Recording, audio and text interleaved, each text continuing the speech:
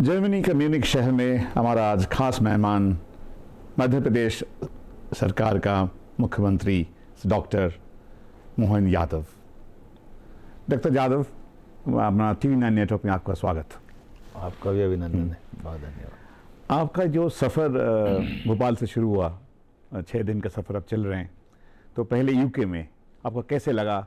UK में आपको मिले इंडस्ट्री से, एजुकेशन में और फ्रेंड्स ऑफ MP, तो आपका अनुभव जो है वो थोड़ा बताएं। देखिए, मैं हमारे मध्य प्रदेश के सभी युवाओं के लिए, खास करके तकनीकी रूप से दक्ष, अच्छे पढ़े लिखे युवाओं को भविष्य में अच्छे रोजगार का अवसर मिले, और केवल पढ़े लिखे लोगों को नहीं, पूरे प्रदेश को निवेश की दृष्टि से आर्थिक रूप से समृद्धशाली बनाना है। मध्य प्रदेश को देश में नंबर 1 का अगर राज्य बनाना है तो इससे अच्छा मौका कभी नहीं मिलेगा जो यशस्वी प्रधानमंत्री श्रीमान नरेंद्र मोदी जी के नेतृत्व में सभी राज्यों को मिल रहा है। जो राज्य जितना आगे बढ़ना चाहता है, जिस भी क्षेत्र में बढ़ना चाहता है, सरकार ने इतनी अच्छी अनुकूलताएं और पारदर्शिता के साथ सुव्यवस्था में बदली हुई है, जिसके बलबूते पर हर राज्य आगे बढ़ सकता है। और मुझे संतोष है, हमने हमारी सरकार बनने के साथ ही इस दिशा में कदम बढ़ाए। और पहले हमने संभाग के रीजनल कॉन्क्लेव की, जहां हम हर संभाग में विकास के अवसर ज़मीन पर उतारने में लगे रहे, लोगों को इन्वेस्टमेंट के लिए बुलाते रहे। फिर अब ग्लोबली हम फरवरी में भोपाल में करने वाले हैं, तो स्वाभाविक रूप से देश और प्रदेश के बाद विदेश में भी आना पड़ेगा। इसी भाव से जब हम इंग्लैंड में आए तो हमने उम्मीद की थी कि हम अपनी बात कहेंगे, कुछ टेक्नोलॉजी के कुछ प्रस्ताव मिल जाएंगे, लेकिन मुझे बहुत अच्छा लगा कि बड़े पैमाने पर, बड़े संख्या में निवेशकों ने मध्य प्रदेश की इस परिस्थिति के साथ खड़े होना सीखा है। वो हमसे जुड़ना चाहते हैं। 60,000 करोड़ से ज़्यादा के प्रस्ताव आ गए, जो हमारे लिए तो एक आश्चर्य की बात थी, इतना बड़ा प्रस्ताव मिलना। और कौन आदमी बड़ा है जो लंदन में बैठा है, यूके में बैठा और हमसे नहीं जुड़ना चाह रहा है। मुझे संतोष है इस बात का कि ये वो सारी बातें जिससे हमारी काम करने की ताकत 4 गुना और बढ़ जाती है। अनुकूलता से हिम्मत आती, हिम्मत से परिणाम आते। आप जब यूनिवर्सिटीज़, टेक्नोलॉजी, कौन सा यूके में आपका जो यूके सफ़र में कौन सा कोऑपरेशन आपको सच्चे लगे, जो विजनरी एक अपना दिशा दिखाए मध्य प्रदेश के युवा वर्ग के लिए? वैसे तो सभी सेक्टर की ज़रूरत है हमारे लिए। एजुकेशन भी है, हेल्थ भी है, माइनिंग भी है, टूरिज़्म भी है। और सबसे अच्छी बात ये है कि हमारी अपनी वहाँ की जो खास करके स्किल डेवलपमेंट के प्रस्ताव पे भी बात अगर हो रही है तो हर जगह से अनुकूलता मिल रही है, और हर जगह हमारी अपनी बात को तवज्जो मिल रही है और लोग आकर के जुड़ना चाहते हैं। आप अभी म्यूनिख शहर में हैं, तो म्यूनिख माना जाता है एक अत्यंत उन्नतशील शहर है, और इसके बावेरिया की economy one of the biggest in Europe में। तो अब म्यूनिख में जर्मनी के साथ मध्य प्रदेश गवर्नमेंट का क्या क्या कोऑपरेशन आप सोच रहे हैं, और क्या क्या निवेश के लिए आप यहाँ पे आमंत्रित कर रहे हैं निवेशक के लिए?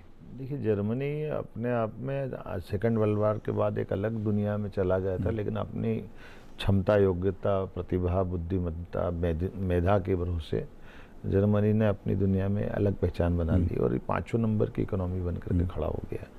हम इसकी अच्छाई को समझ करके मध्य प्रदेश और देश, हमारा वर्षों पुराना संबंध है।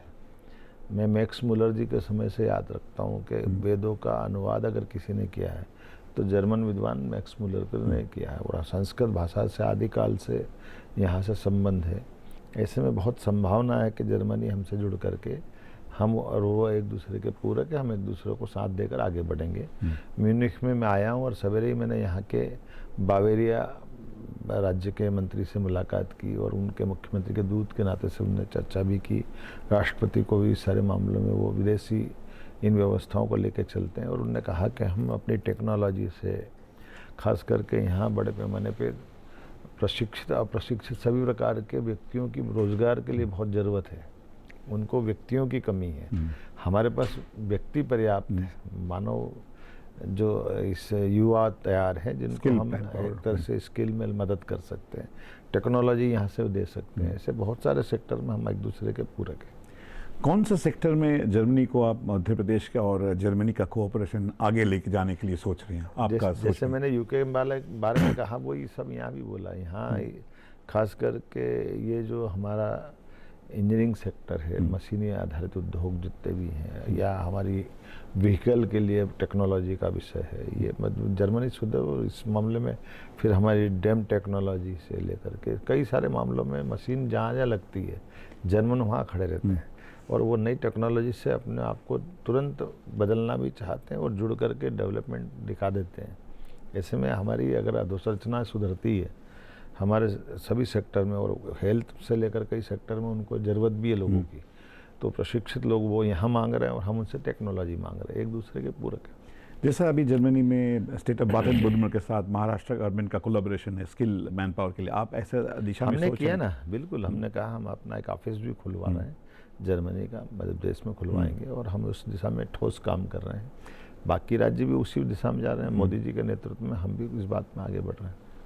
जर्मनी के और विशेषता है जैसा टूरिज़्म, बहुत जर्मनी से इंडिया में बहुत सारे जर्मन लोग घूमने जाते हैं विंटर में, तो क्या आपका कोई स्पेशल इंसेंटिव पैकेज? पर्यटन की दृष्टि से तो मध्य प्रदेश पूरे देश का स्वर्ग है, जहाँ सभी प्रकार के पर्यटन की संभावना है।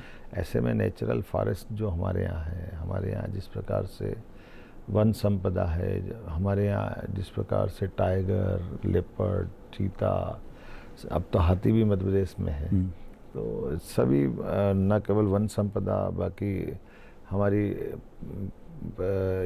खासकर टूरिज़्म के सेक्टर में धार्मिक पर्यटन को लेकर के इंफ्रास्ट्रक्चर की बहुत अच्छी स्थिति बन गई, तो आवागमन की सुविधा हो गई, हवाई कनेक्टिविटी बहुत अच्छी हो गई, हमारे सब टूरिज़्म के होटलों की बहुत अच्छी स्थिति है।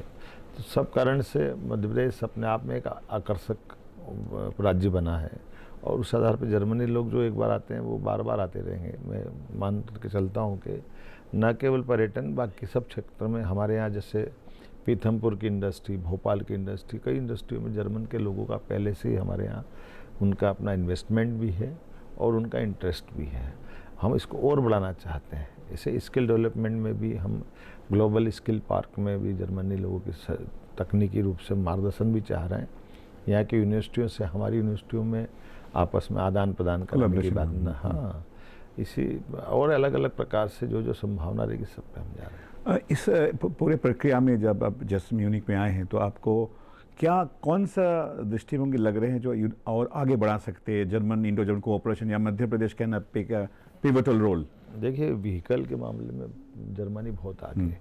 अब ई व्हीकल का ज़माना आ गया है, तो ई व्हीकल में थोड़ा जर्मनी को चुनौती है, लेकिन चूंकि उनके पास टेक्नोलॉजी है, आज नहीं तो कल वो उसमें बढ़ेंगे, लेकिन हम उनको क्या मदद कर सकते हैं।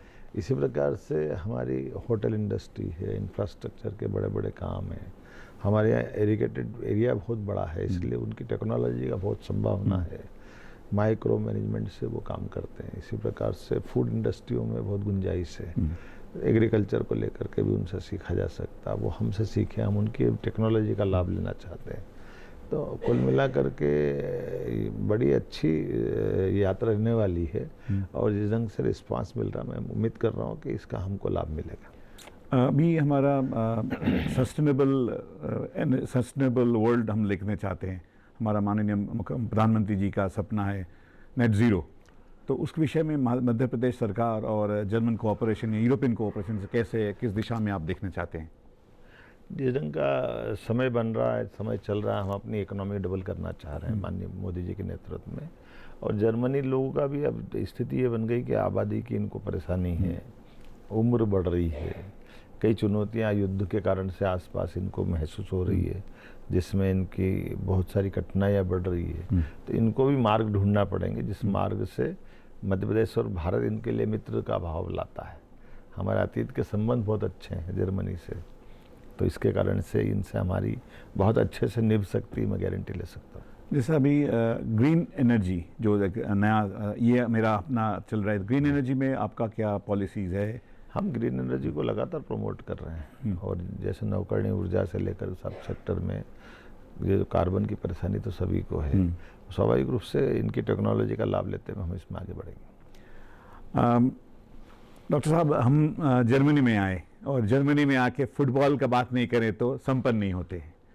तो शडोल एक जगह है आपका डिस्ट्रिक्ट में, बिरछपुर एक गांव है जहां से मिनी ब्राज़ील कहते हैं। तो इसके बारे में स्पोर्ट्स और फुटबॉल के बारे में आपका सरकार का क्या पॉलिसीज है और कैसे आपको प्रमोट करना चाहते हैं? मूलतः तो हमारा देश खेलों के लिए सदैव प्रमोट करने वाला देश है। भारत वो देश है जहाँ खेलों के बलबूते पर विवाह हो जाते थे, जो स्वयंवर हम कहते थे। हाँ। भगवान राम के काल को याद करें, जब उनका स्वयं का सीता माता का स्वयंवर उनका हुआ है। भगवान कृष्ण के काल में अर्जुन का स्वयंवर अपने आप में उदाहरण है। तो खेल के मामले में तो सदैव भारत बहुत आगे है। ये अलग बात है कि जर्मनी भी फुटबॉल को लेकर के एक तरह से उनकी आत्मा कहीं बसती है, फुटबॉल में बसती है।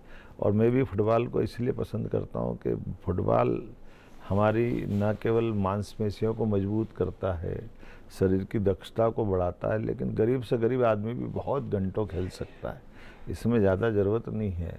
लेकिन ये खेल हमारे लिए जीवन में अगर अनिवार्य रूप से फुटबॉल को महत्व देना है तो मैं मान के चलता हूँ कि मध्य प्रदेश उसमें आगे बढ़ा है।